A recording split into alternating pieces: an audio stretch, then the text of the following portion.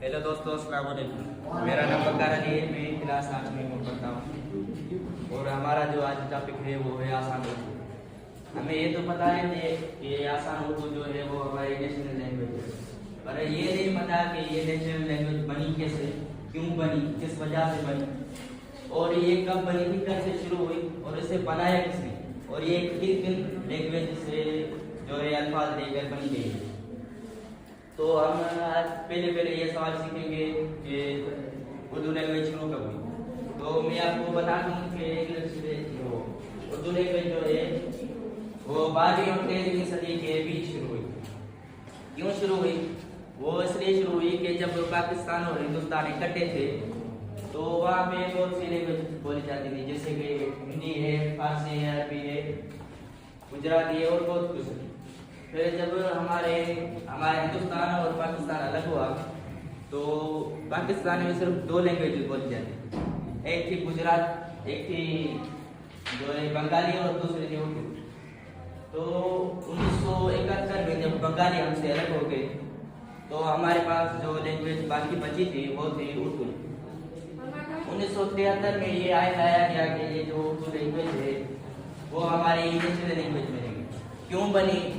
आपको पता है कि हमारे जो प्रोविंसेस है वो 4 है, एक है सिंध, दूसरा पंजाब, तीसरा बलूचिस्तान और चौथा जो है वो खैबर पख्तूनख्वा। तो इनमें सिर्फ एक लैंग्वेज तो नहीं बोली जाती। सिंधी में जो है सिंध में सिंधी लैंग्वेज बोली जाती है, पंजाब में पंजाबी, खैबर पख्तूनख्वा में जो है वो पश्तो और बलूचिस्तान में बलूची। तो हम सब एक लैंग्वेज नहीं बोलते तो हम ना किसी और की समझेंगे और ना कोई और हमारी लैंग्वेज समझेगा।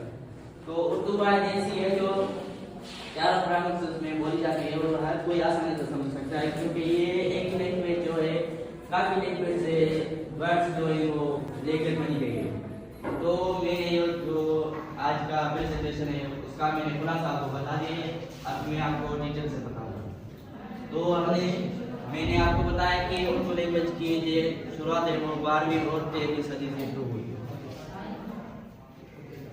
इसका जो बनाने वाला है वो है मौलवी असगर, और मैंने आपको ये भी बता दिया है कि ये उर्दू लैंग्वेज जो है वो किस बोली से जो लैंग्वेज से अल्फाज लेकर बनाई गई है।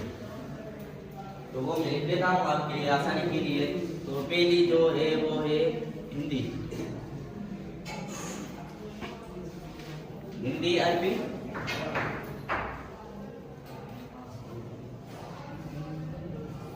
फारसी और तुर्की।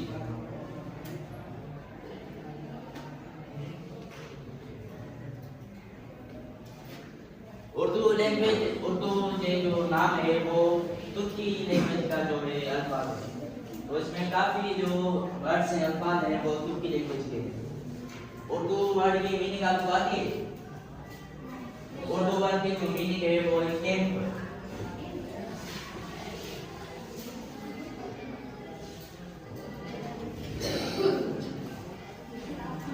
जब हमारा पाकिस्तान और हिंदुस्तान अलग हुआ तो एक गेम बनाई गई जिसमें ये उर्दू लैंग्वेज बोली जाती थी, जो सब लोग समझ सकते थे, आसानी से समझ सकते थे।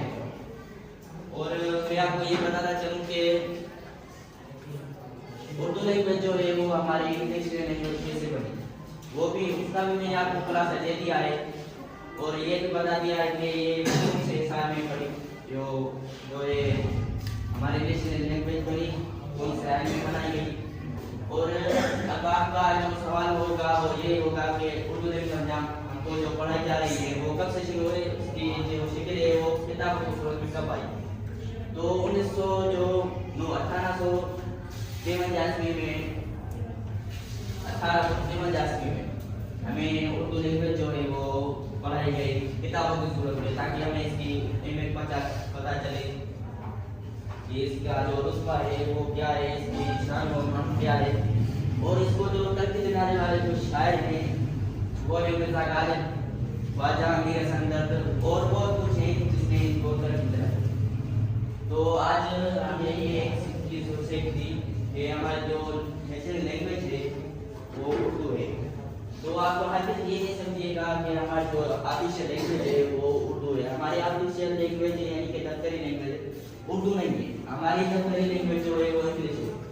इंग्लिश आपको पढ़ाई जा रही है वो आप ऐसे ना समझे कि हमें ऐसे ही पढ़ाई जा रही है। ये हमारी कल्चरल लैंग्वेज है और ये काफी मुल्कों में बोली जाती है, जैसे कि जो ये यूरोपियन मुल्क है, यूरोपियन मुल्क हैं उनमें इंग्लिश बोली जाती है।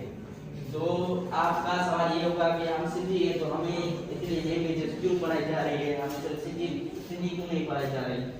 तो ये इसलिए है कि सिंधी तो सिर्फ हम समझ सकते हैं, सिंधी हमारे लिए सिंधी आसान है, लेकिन दूसरे जो है वो हमारे सिंधी लैंग्वेज को समझते हैं, इसलिए हमें उनकी लैंग्वेजेस भी पढ़नी पड़ती है।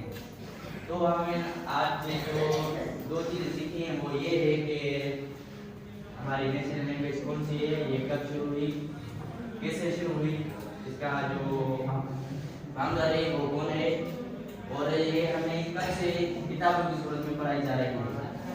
तो अब मैं आपकी प्रेजेंटेशन का एंड करूँगा और आपसे इजाज़त चाहता हूँ।